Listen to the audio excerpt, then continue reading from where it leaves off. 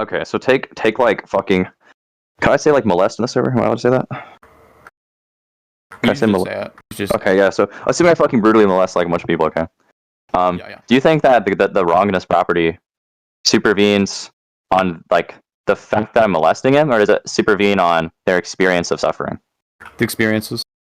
Okay, so it's not the okay, so it's the experience. It's itself. But this is something this is like a synthetic claim that I'm positing, right? Like somebody could say something. No, I actually think that like the organization when people's particles are organized molesting wise, right? Like the good valence occurs like in the same way that it does for pleasure, or like the bad valence occurs or something, right? Somebody could make some claim like this. It would just be like just a synthetic claim. I just don't think there's good evidence for it. Okay. So the goodness and the badness is the mental shit. Yeah. So fuck. I'm just really trying to understand this causation stuff. So like, when I understand causation, my experiences are a product of my consciousness. My consciousness is like nature, and its interaction with reality and the natures of the things in reality. So like sight, really easy example. You know what I mean? What exactly contributes the experience of goodness? I'm not sure what you're asking. Are you asking like which organs do that? Well, not which organs, but like, so like take color, right? Like yeah. I can understand that reality is giving me like fucking wavelength of light, and then I have these sense networks that can like take light and they can make it like, oh, it appears to me in the form of sight, right? So I'm just like I'm aware of the fact of wavelength into the form in the form of my sight. Mm-hmm. When I have experiences of goodness, like is where's goodness coming from? Is it like what factual experience? Oh, it's some estimation that your brain's making. So your brain's like a goal setting mechanism. It's making a bunch of estimations about the world. Estimations. Okay, wait. Oh, okay. So it's like a contribution of conscious. It's like an active evaluation. Well, I'm not sure what you'd call an active evaluation. I think it's like an but like brain does. Yeah, it's an automatic evaluation though, right? Like yeah. Oh, holy fuck! We just made so much ground. Holy shit. Okay. I think your brain is like, here are a bunch of things that'll. Here's a bunch of things that these organisms have learned. It turns out to like not be in line with whatever goal the DNA. Okay, actually, hold on. I think me and you are actually fucking. We might actually agree a lot. Okay, so it seems like you're saying that like your brain has this automatic evaluation of like life promoting, life not promoting, whether that's like correct or not or infallible. I wouldn't say life promoting. I think that like the process of DNA mutation has like given our brains goal setting mechanisms. I don't think they have to be life promoting. I think that it's just like making sure that your DNA replicates is one thing that means that you'll have like more copies of things with that similar goal mechanism. Yeah. Yeah. Okay, so it's just your brain has a bunch of automatic evaluations, and so pain is like the automatics. Or sorry, pleasure. I understand pleasure. Pleasure is like the automatic psychological fucking consequence of like evaluating things as good or bad for your biological goals. I get that. Is pain and so that's pain and pleasure. Is goodness like supposed to be some like psychologically motivating thing? Well, I'm not sure it would be. I think that in general it ends up being psychologically motivating. I don't think it's necessarily psychologically motivating. I think it's sure, but because of like. Sure, so that's what I'm saying. So unknown, yeah. Assuming you don't think that pleasure and goodness are analytically like the same, you think pleasure is good. I understand what you just described to me, how that can be a causal explanation for pleasure. That makes perfect sense. Yeah. What's the causal explanation for the goodness? Well, the goodness, I'm guessing, is just I'm not entirely sure what it is that makes our brain's experience good, but the pleasure itself is just I think that's analytically going to be something which one necessary condition of it is being good. But I don't think it's the case that that only pleasure can be good. Yeah, so part of the definition. You know what I'm saying? So yeah, using my confusion, like I'm trying to understand the conceptual origin, not conceptual. I'm trying to understand like the actual like fucking epistemic epistemology going on to like actually experience goodness and the way you're talking about it. Well, yeah, I mean the epistemology for it is just like I have a first-hand experience of like what pleasure is, right? And the thing that I'm actually I meant metaphysics. Yeah, I'm trying to understand like the fucking mechanism going on to like actually cause that. Because I can make if it's like but that's not going to be like neurological questions. Yeah, I mean like the thing is for me is it's like obviously I agree that well actually okay well yeah so from my perspective I don't see pleasure as like necessarily producing necessarily having this good property that you're talking about, primarily because I think there's different types of pleasure and the status of the goodness being like present, and those are just going to change based on what like its relationship to your life, right? So obviously I just like We just have a conceptual disagreement of good. And so what I'm trying, semantic disagreement.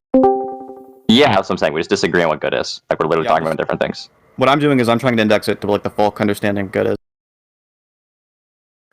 Okay, well, yeah, I mean, like we can. I kind of don't care about the empirical question about like how we use good, but I mean, like, yeah. So when I'm looking at good in the way that you're talking about it, I'm trying to understand like what is actually going on for you to produce that experience, because like I understand that some people. Oh, look, Arkin's back. Maybe you have an argument. I understand that some people will say like, sorry, I started thinking about Harkin. I'm sorry, I was going to go.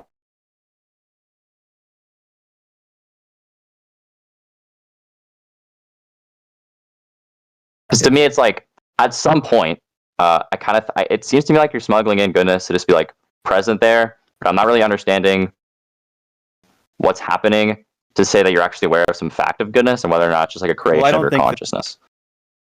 I don't think it's going to be non-factual. It's a creation of the consciousness. Like for example, me saying no.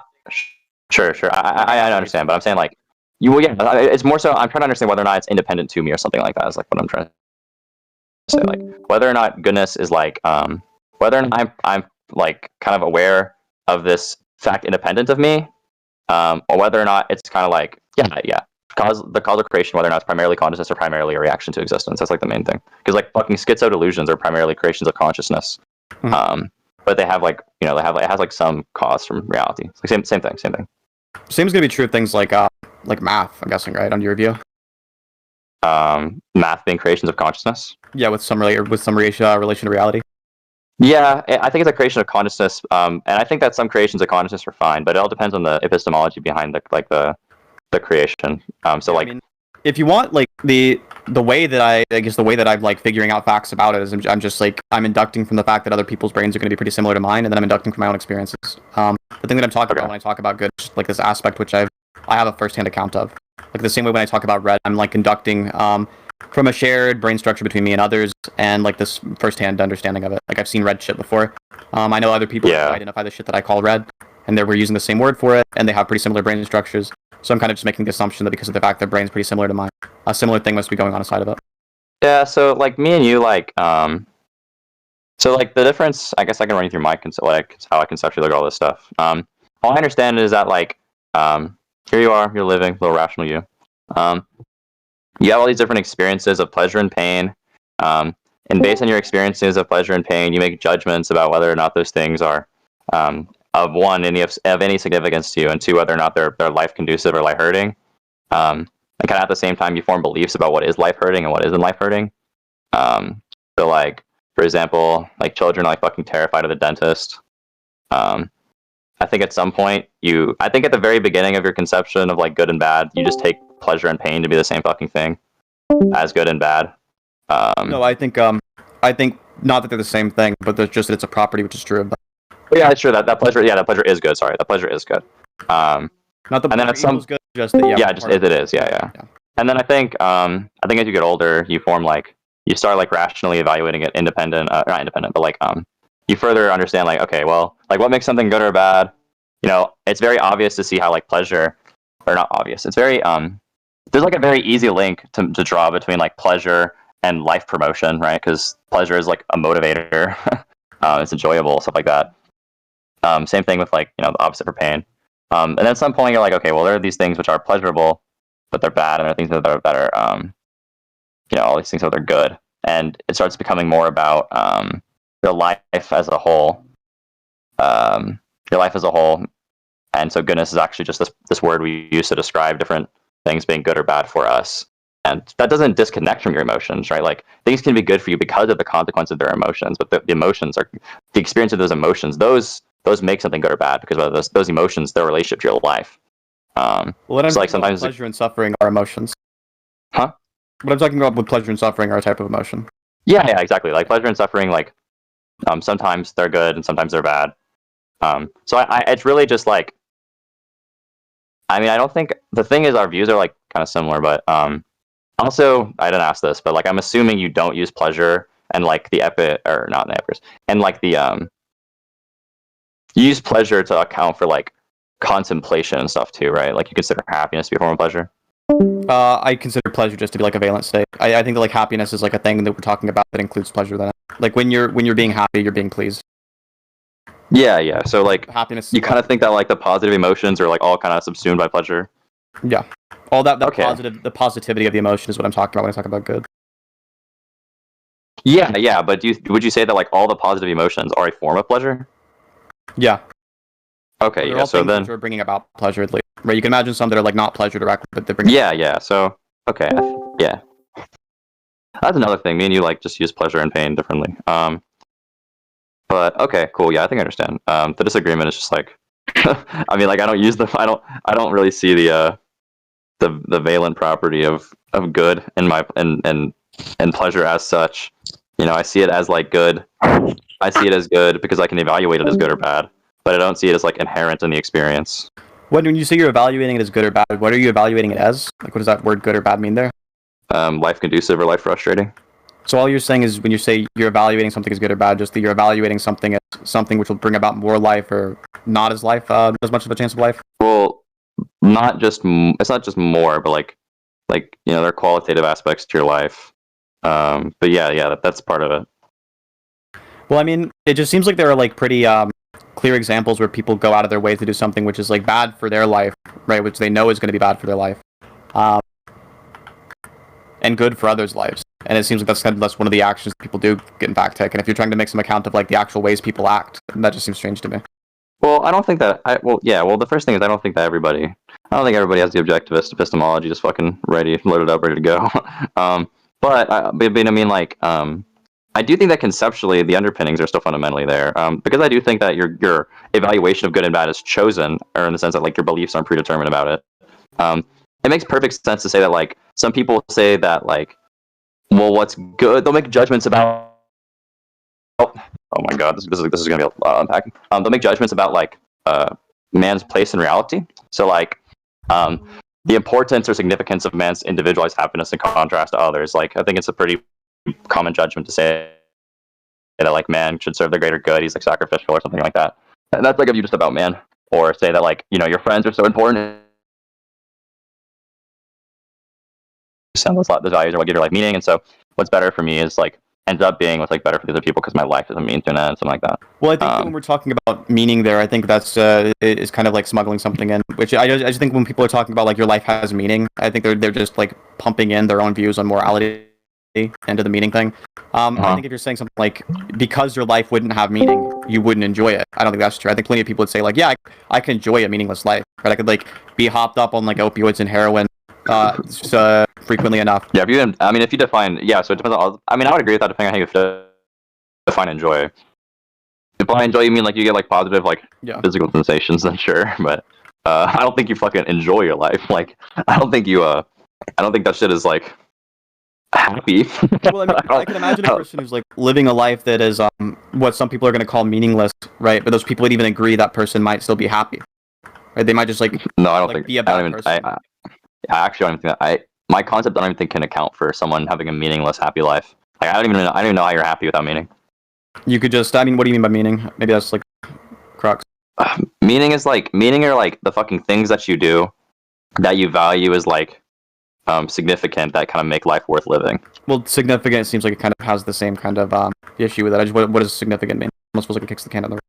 I don't know. Maybe like importance to the quality of your life. Like I don't. Yeah, but importance got the same kind of issue. Like I just don't know. Yeah, I don't. Important might actually be an irreducible word. I don't know. Like, yeah, I don't know. Like, yeah, I don't even know if I can give a definition for important. How does Google define it? Maybe I can objectivist redefine the word important given how Google defines it. But I think it's primitive. Hold up. Important. This is of great significance or value. Yeah, and significance on morals. Well, sorry, what? Yeah, it depends on your morals, is that what you said? Yeah, it's just going to turn on your morals. It's just like an axiological. And then significance is just defined as important. Yeah, you know what I mean? So, yeah, it's just like, it's a circle term. Yeah, so I guess significant is just kind of a primitive. But yeah, I mean, like, when I think about a meaningful life, I just think that means just like, you judge things as significant and like worthy, like very important, worthy of pursuing, and you like go and pursue them. If you like don't have any passions, you don't have like any fucking like set goals for yourself, and you just kind of like drift and do drugs, like I actually cannot imagine you being happy. Well, I could imagine somebody having like a really strong goal to like live a very hedonistic lifestyle where they just give themselves lots of pleasure. They just really enjoy that, and they feel like they're on top of the world. They feel like they're the king of the world when they're like doing a bunch of cocaine and driving their car 200 miles per hour down the speedway or something. Okay, yeah. In terms of significance, then, yeah. So in terms of meaning, then I guess they get around the meaning thing. Like, yeah, their life would be meaningful in the sense that they have purpose. Well, I think when other people are saying something like your life would be meaningless if it wasn't the case that you. There's like not a proper meaning. Is that what they're saying? Well, yeah. When they mean like there's something like it's not the correct morally. Yeah. Okay. Yeah, but yeah. I guess yeah. I think it's just like it's just a conceptual disagreement. I don't know. I'd have to think about like I don't even know the fucking metaphysics of like how you'd even experience what caused the experience of what you're talking about, because I really don't even. Well, maybe here's more food for thought. But like with the life promoting thing, I think the reason why there's a correlation between pleasure and life promotion is just because life promotion generally correlates with gene promotion. But obviously, there are going to be like exceptional cases where you promote your genes in a way that does something that's like detrimental to your life as an organism, right? Like you're not passing on the identical genes to what you have, but instead you're like something like, oh, that's my family, so I like care more about them than others. And it turns out those individuals have like they have genes that are more like yours. Sure. Yeah. So yeah. Do you I don't know if you ever hold this view. Do you still hold the view that objectivists are like insanely retarded? I think objectivism is insanely retarded. I don't think you're insanely retarded. I just think the view is retarded. Let's go. Yeah, I don't obviously I don't think the view is insanely retarded. I just like fuck. I mean, like there's so much when you talk to like educated people who have like differing views, I really do think a lot of it is just like we kind of do this thing when we philosophize where we fucking try to reduce down like all these extended beliefs down to like more important, more fundamental concepts. Yeah. And then we like kind of hinge our whole view on those. And we have like a whole like fleshed out comprehensive analysis of that concept. And then like when we disagree, it's really just disagreeing with these fundamental things. And then it's just like kind of like a bro moment where it's like, well, you like actually just think about this word differently. Like I don't even know how you think about that. Yeah. Okay. Okay, cool. Yeah, it's not terrible. I did want to ask you. I think you would agree. You would agree that like you have no. Is there any commitment to being being an altruist? Is there any commitment to being an altruist if you're not a realist? What do you mean by commitment? Like, sorry. Do you have any reason? Do you have any? Would you say you have any like? Assuming anti-realism is true. Do you see like any reason to be a utilitarian that's not selfish? It just depends on what we mean by anti-realism. Like, which anti-realist view are we talking about? Yeah, it's like there's no categorical reasons for action. Well, if you just say there are no reasons, then I would agree that there are like, yeah, you wouldn't have any reasons. Well, no categorical reasons. Yeah. Oh, then you might have like hypothetical reasons which are non-selfish. Yeah, but then it's like the thing is, I don't really understand that. You know what I mean? Because like, if morality is stance dependent, I find it like kind of like a little bit of a contradiction to be like, oh yeah, I think that you should behave altruistically. Well, you said anti-realism, but you're just talking about like the subjectivist preference account of anti-realism. Oh, I mean, error theorists obviously don't go fuck, but like, I mean, yeah, the ones who do make like normative statements. Do you see any reason? A bunch of anti-realist views that can make normative statements, some of which are just gonna like make perfect sense with utilitarianism. But like if we're just using like we grant the personal identity thing and we just say like moral statements are just indexed to your own preferences about things, I think the view ends up having like a bunch of absurd reductios. Like if you grant all those to be true, then yeah, I would just say like the correct view just ends up being some kind of particularism probably. Well, it's also like this is what I'm saying though. So, but I also think that even the subjectivist doesn't want to go with something like what I mean is my preferences. What they want to go is that like it's some subset of preferences, and then I think it's pretty easy to see that like the moral preferences are about the valences. And so I think you can make an argument like the kind of like Humean argument in favor of like an anti-realist utilitarianism. Yeah, I don't. Well, okay, yeah. I mean, like, well, the thing is ultimately this. So, like, as a utilitarian, like, your reasoning, or as a realist, your reasoning for acting in a utilitarian way is because you have like the categorical reasons to promote utility, right? Oh no, promote the good. No. The reason I act in a utilitarian way is because I like to. If you're asking for like a causal reason. Well, no, the reason you should. Yeah, the reason I should just ends up being because the categorical reasons or the stance independent reasons. Yeah.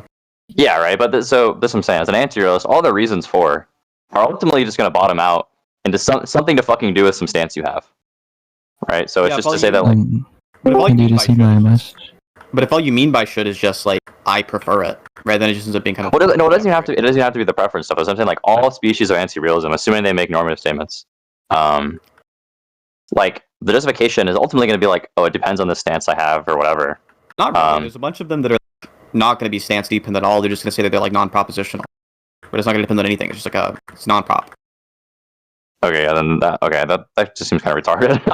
Like, I mean, like, yeah, I don't know about the non-propositional moral system. I don't know. I don't even know what they're fucking talking about.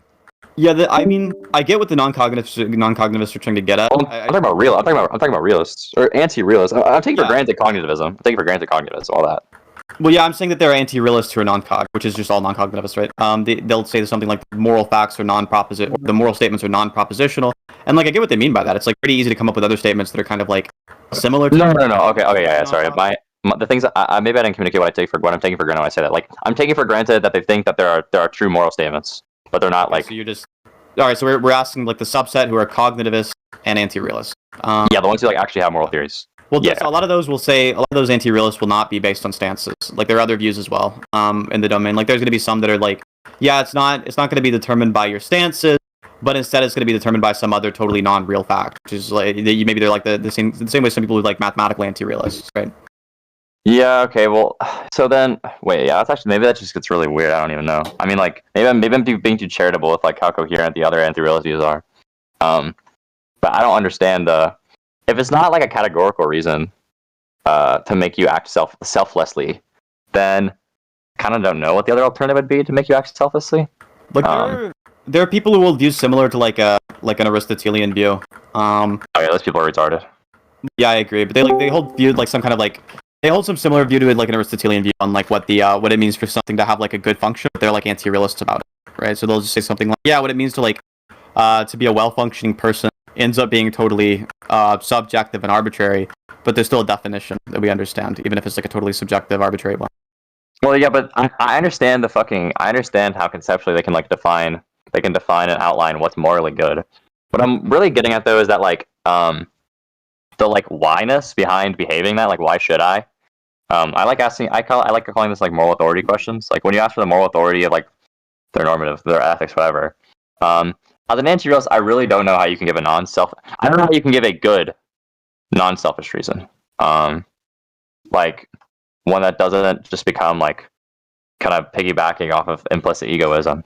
Seems like it's all selfishly based. Well, I think I think that egoism is a little bit more restrictive than just saying something like, I think the moral facts are dependent on some subset of my stances, right? It's like I think the egoistic claim is that like the moral facts are one-to-one in accord with whatever I think is maximizing my own well-being, and it's pretty easy to see how. Oh, okay, yeah, I understand. Well-being. So maybe, yeah. I guess I just use the word. I guess I just use egoism, altruism as like a more wider, broader, kind of like a set of beliefs, like a kind of conceptual framework. You think about ethics.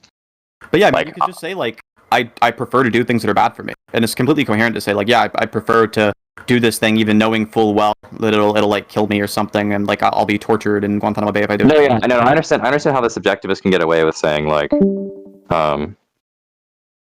given my selfish reasons, I'm gonna do things which are against my.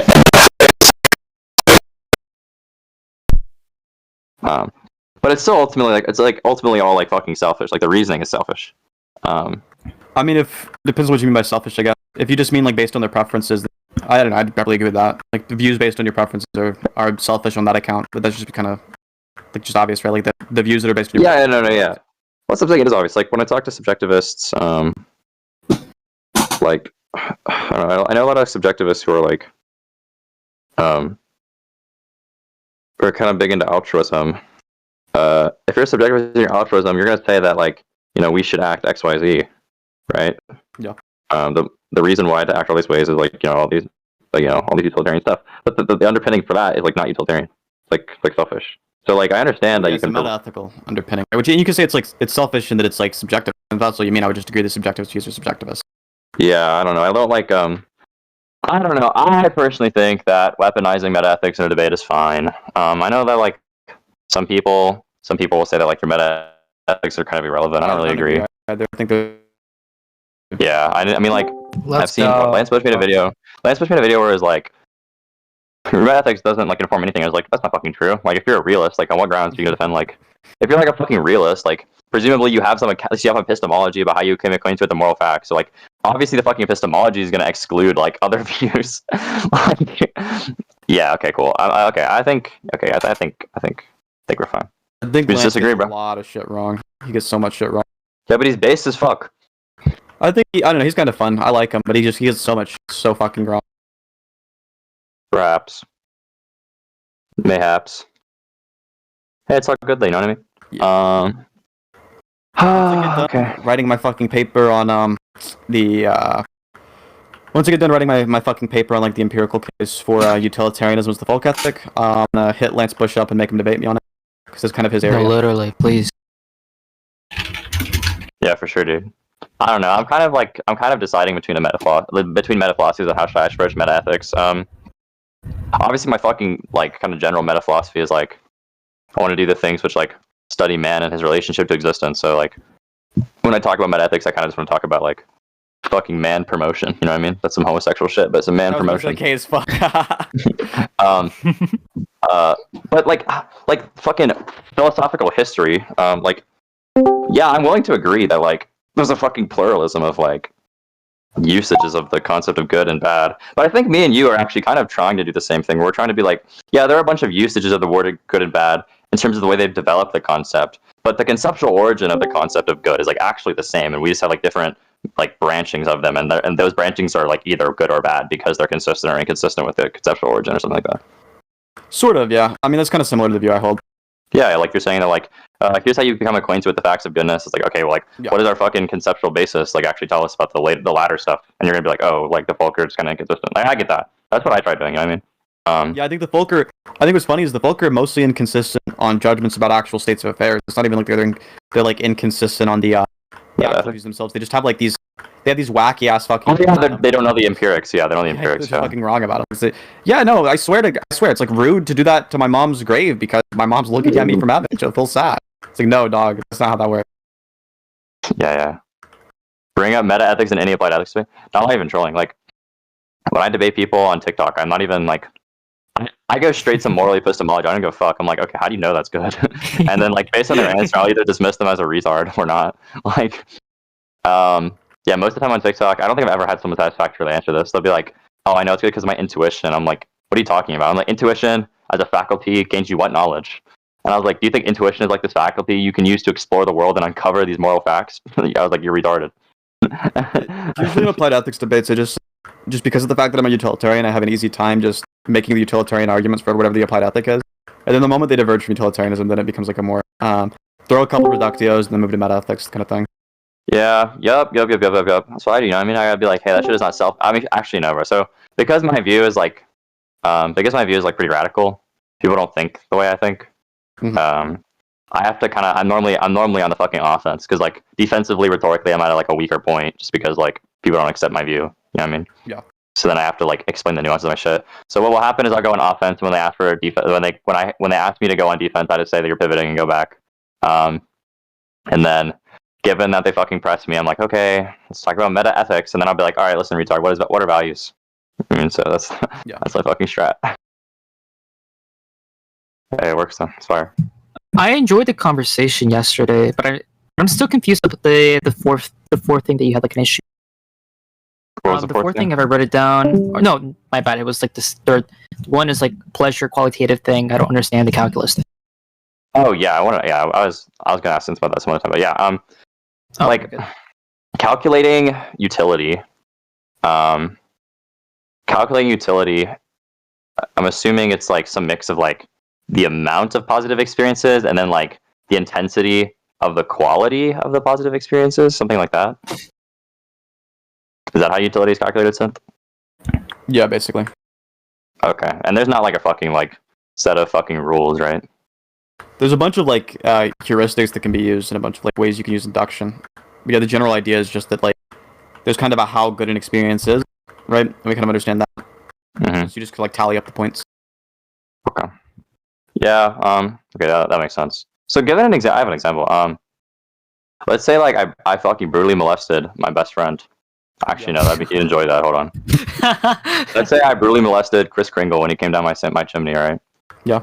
And I produced more positive. I produced a higher degree of positive experience than he produced negative degrees of negative experience.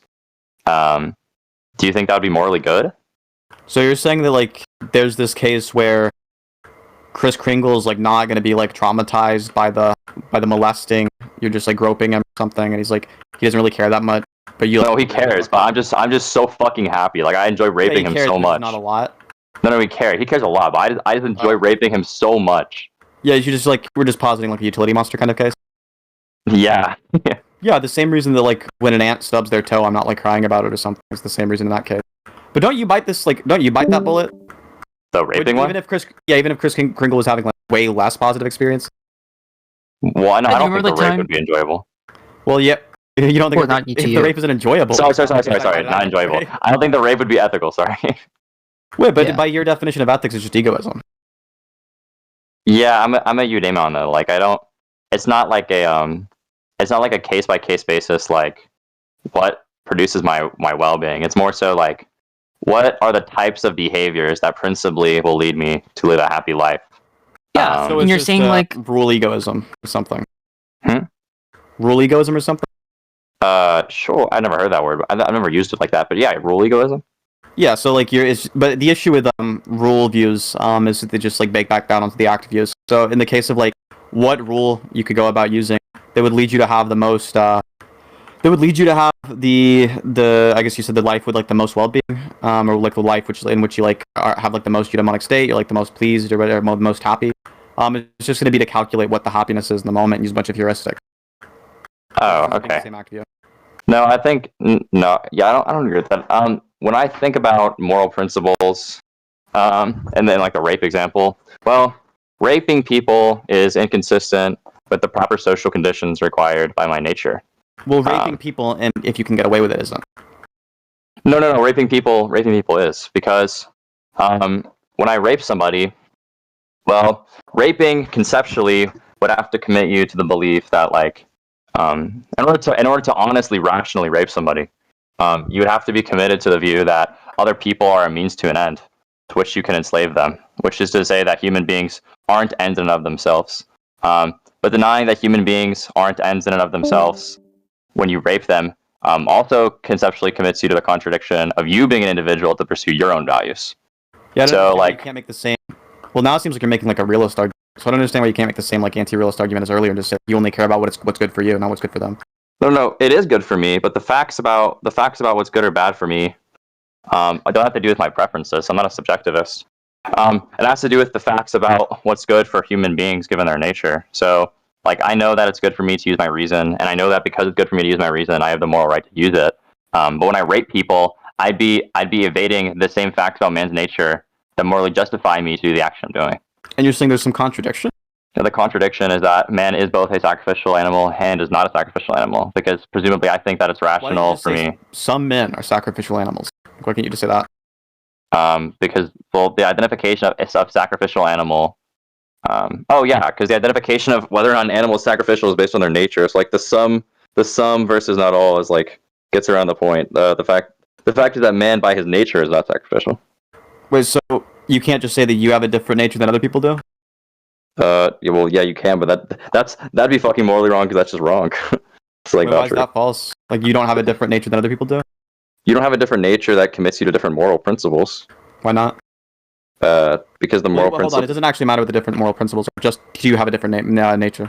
Well, you have a different nature in the sense that you're not the same person. Yeah, but when we're talking about your nature, I'm talking about like, do you guys have the same like essential? Like, do you have the same essential characteristic of being of being at the conceptual rational level? That's what I mean. Well, yeah, you can make the argument like this or something, but I think it's still fine to just say something like the principle that I'm holding to there just ends up being.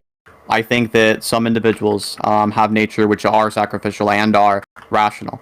Well, that just wouldn't be a rational animal. All of the rational conceptual animals aren't sacrificial. In which case, you're just talking about. Oh no, the ability to abstract percepts into concepts. So why does that make you non-sacrificial? Because I think that the ability to do that is also the ability to have free will. Yeah, so why does that make you non-sacrificial though? Because so recognizing that an animal has free will is recognizing that their life has to be guided by their choice. There are certain facts about why is that entailed? Well, like I'm saying, like as a requirement of them having free will, they have to guide their action. They have by to choice. sometimes guide their action, but other times they can be forced to do action, right? No, I'm saying okay. Well, maybe this is like a. I'm saying like their nature, like them living, them going and living, them going. Who just texted me? Oh, them going and living is them going and living is required. Sorry, fuck. Them going and living has to be a product of their free will. Like them going and living, assuming that they're the one going and living. Assuming that they're the one going and living. Yeah, why? Like why can't their means of survival is their free will? Oh, okay, yeah. So this is just a methodological confusion. When I'm talking about like ethics, I'm talking about what's good and bad. I'm talking about man kind of like as an isolated individual animal. I only introduce like the social stuff after we understand man and his nature, and then we can talk about other men. Well, I'm just asking, why is it the case that a person with free will has to be somebody who's living by their own choice? Well, given that they have free will, right? That's just to say that they are an animal where their actions are chosen. Well, it doesn't mean that all of their actions are chosen. If they have free will, they have to, like, they're literally required to choose their actions. Unless, of course, we enter the social context, then you it's like logically possible that you can be forced. I agree, but I'm saying, assuming that you're living, like assuming that it's you in reality. You can just say something. Yeah, you have a bunch of free choices. It's just whether or not you kill yourself isn't one of them. Wait, what? Yeah, I'm confused with this example. So I'm on an island. Here I am. I'm like living, whatever. Yeah. My survival is me directing myself with my beliefs or whatever. Like let's just imagine like an alien or something. It's like a rational actor. They've got free will, right? But they don't have like they don't have the strength necessary to kill themselves. There are no like big cliffs around, and it's like they just get their nutrients from the air or something. Totally autonomously. They don't have any control over it. They're still able to make a bunch of other choices, but like the choice to live could be something they don't have. It's not going to tell you just because you have free will that all of your actions are by choice. Well, I'm talking about. Well, yeah, I'm taking. Just use autonomic reflexes as an example.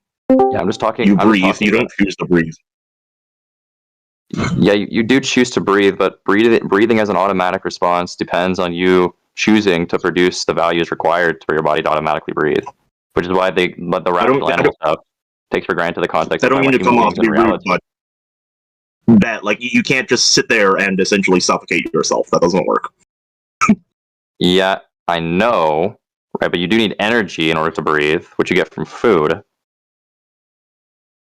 Yeah, but so you need to produce the food. Biology, right? You can still have free will, even if it's the case that it was just able to like photosynthesize. Well, hold on. I can imagine another animal with a different biology, but like I'm telling you, my ethics is not supposed to like when I say, because of their volitional nature, I'm taking for granted because of man's volitional nature. I'm not talking about like, fucking. I'm sure I can. I'm just giving you this as a reason why the free will is not going to tell that. There's going to be some individuals who could probably say like they have free will, but they're like stuck in a hospital bed or something, being pumped with nutrients, don't have any choice about living or not. They have other choices. Again, that's what. Watching the TV or something. Again, methodologically, I'm talking about man in like an autistic context. Like he's not. I'm not talking about him socially yet. I'm just talking about him in reality, and then I can talk about like other people. Well, you could, I guess, if you're saying just like in the natural world, man needs to do things to survive. Is that what you're saying? Yeah, given it's just man in reality, he's got to conquer that shit with his reason. Well, then I'm just not sure why it's the case. If you're saying just like when man doesn't have anything else around him, he's got to like conquer things. Well, when man doesn't have other people around him, yeah. I'm not even sure it's true that he has to conquer with his reason. It seems like there's a bunch of things which are like non-reasoned actions, like things like just like impulsive, reflexive actions that you do without thinking about them. Yeah, I don't think that. Yeah, yeah, I'm confused. Like what? like given that you're. One example. Okay, well, actually, don't even. So waking. Okay, this is weird. This gets into free will stuff, which we're gonna disagree on because you don't think that I'm a self. I think there's like a choice to like not to like wake up, but to like start doing shit. Well, I agree. There's a choice to do some things, right? I'm like a compatibilist, so I think it's fine to grant there's like there's choice in doing things, but there's not choice in waking up. Sure, but that doesn't really. I'm not saying that all of the processes of man are volitional. Like, yeah, obviously you don't manually fucking like digest or something like that. I'm just saying that the primary means of your survival, all these things happen in the background. The necessary underlying thing is that like you have to produce and then you consume. So you have to go get all these values so that your body can automatically consume shit. Either way, the efficient cause is your volition. Yeah, you can just. I agree that there's like some. I don't see the entailment anymore if you catch the terms out like this That for the contradiction. Yeah, so you understand that automatic consumption, like his survival, all the shit that's like automatically consumed and sustains his life, are the consequences of man producing things with his volition. It seems like you keep going back to man producing things, but some people just don't have the choice. They just like die really early on, right? They don't have the choice to survive; they just die. So I don't see why we make this like strong. Wait, what? I'm saying that man, in order to live, has to go and choose to do shit. Yeah, no, you don't. You can just use reductio ad absurdum and say that children are born with an inherent amount of energy. Now you start with a baby and see where that goes. Yeah, exactly. Wait, what the fuck? That's not a reductio. Hold on, pause. The sustaining of man. It takes the logical extreme, which is the beginning of life. Let me handle this retard. Okay, so Bree, let's fucking clarify what I said, and let's just understand what you said was really fucking stupid. So I said a man's primary means of survival and necessity for survival is his volition, i.e., man's volitional nature demands he makes choices to live. You said, oh, what if a baby is like born and they like don't make choices? Well, then they fucking die, retard. That doesn't contradict what I said. I didn't say they don't. Hold on, I didn't say they don't make choices. I said they don't have to make choices for a certain amount of time. Yeah, because it's the logical extreme of the situation that you proposed. Yeah, because they'll fucking die. My claim is that they'll die if they don't choose. Baby doesn't die instantly when they're born. Yeah, do you think when I say they'll fucking die, do you think I say that the second you stop making choices, you'll fucking collapse, fall on the ground, and you'll cease to exist? Do you think that's what I'm fucking saying, Bree? Yeah, you're a fucking retard. Go back to Sinthe. Okay, cool. So, yeah, so, like I was fucking saying, reason for the efficient cause of man's survival, right? Obviously, you don't fucking die instantaneously. I'm just saying that man needs to use his volition, apply it to reality, to go get some shit to live. Look, let's take the baby example one step further, right? Let's assume the baby's gonna, like, they have a terminal condition, they'll die of, like, at, 3 months of age, right? Yeah. Now, this thing's gonna be something you agree has free will, right? In, like, a fundamental sense, yeah, but not in, like, the, like, fucking full sense or anything like that, yeah. Well, in the sense that's necessary to make it, like, wrong to rape them, right? Yeah, of course, yeah. Okay. So, like, it's wrong to rape babies that are terminally ill, even if it's the case they don't have any kind of, like, choice about their own survival. Even if it's the case that they're not, like, okay, yeah, so, fuck, baby ethics are weird, but I still think that babies have, like, a fundamental choice, but it's not like fucking, their free will is not very expansive, if that makes sense. Well, I mean, like, what is it? There's some contradiction you're gonna say is entailed by, like, raping babies, right? Yeah, so when you rape, so fuck, rights are like a very complicated conclusion of the view. So when you rape a baby, or sorry, not when you rape a baby. So just take volition, okay? When I talk about man's nature, I'm taking for granted that the model for that is like a fully developed human being. Okay, when we look at children, and their capacities, we understand that their capacities, in essence, are the same as adults. But that it's to such a limited degree that they develop into the full extent of their capacities. Like, children can think, but they can't think to the fully rational degree that human being that we can. Well, right? I don't understand how that's going to be true for the 3-month-old. The one who dies at 3 months old. Like, how do they have that capacity? Okay, well, capacity. Wait, sorry. How do they have the capacity? Yeah, how do they have the capacity to grow into a fully developed human being? Okay, I'm gonna invoke teleology talk, but capacity is just to say that their development is such that assuming that they met all the conditions required to grow, they would grow up and develop reason and like fully extended reason and volition. Well, they do grow. They grow for 3 months and they die. So, but I'm saying, like, I'm assuming, like, fully develop, like, assuming they develop to like adult maturity, like adulthood. So, when you say somebody has the capacity, what you mean is that just how the word capacity is being cashed out broadly, or just for this, like, is it just a special case here? Well, yeah. When I talk about capacity, I'm talking about like what this thing like could do given that it would like continue to develop. Yeah. What it could do if it continued to develop. So then I have the capacity to be 4,000 years old?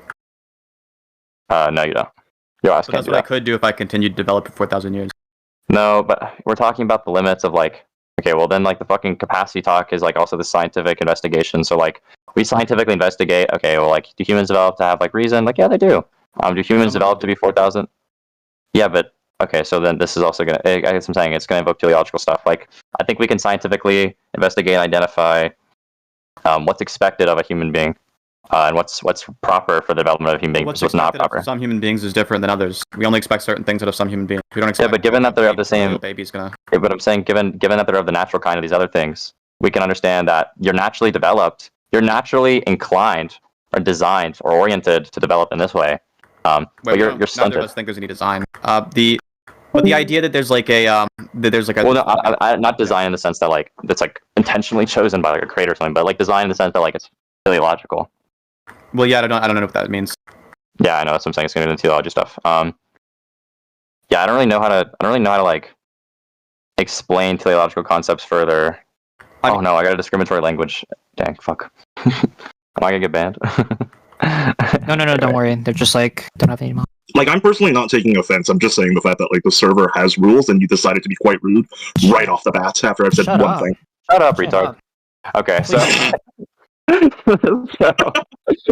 It's not against the rules to say retard, but it'll get the channel put down lower in the content warning listing if you say the word.